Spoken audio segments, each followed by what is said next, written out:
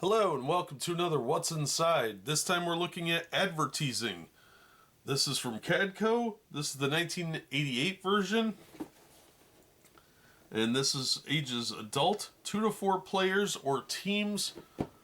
Let's see what we've got here. It's a pretty standard, boring layout. Kind of, even for the 80s, this looked a little outdated, but it's got kind of that more of a 60s or 70s look to it. So let's see what we have inside. Okay. So this is our rules sheet. And you want to be real careful with this because this is very thin, garbagey paper. Kind of boring to look at, but it's a very simple game. And unfortunately it was folded weird. I don't know why, but it just was. Then we've got a little advertisement here for other games, which we have looked at the Wizard of Oz one, I believe, previously.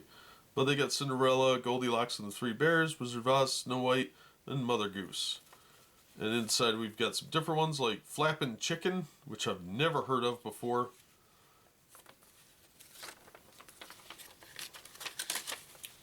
The NBA basketball one might be okay.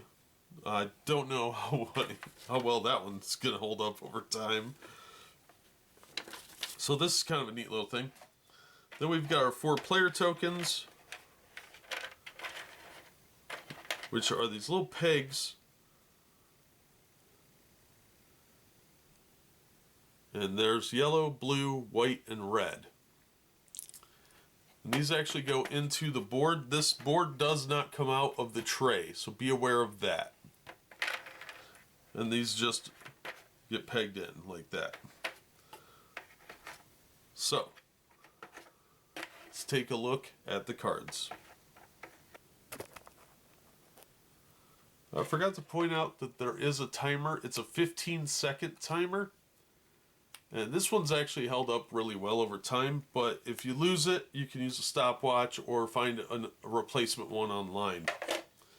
Now, there are 700 of these trivia cards. They've got a slogan on it, and you're supposed to guess which company that was. There are more than one answer sometimes, like Have It Your Way is not only Holiday Inn's slogan, but it was also Burger King's slogan at the time, because you could customize your sandwiches. As you can see, these are off-center pretty heavily, and they're not all like that. So there are 3 questions on each card, and the answers are on the back.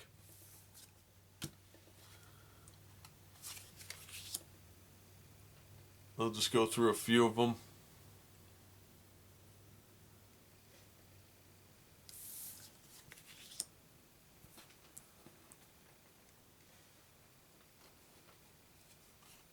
But the cardstock is very thin on these, not particularly great, but not the worst I've ever seen. It's just sort of kind of cheap. It's actually worse than most trading cards.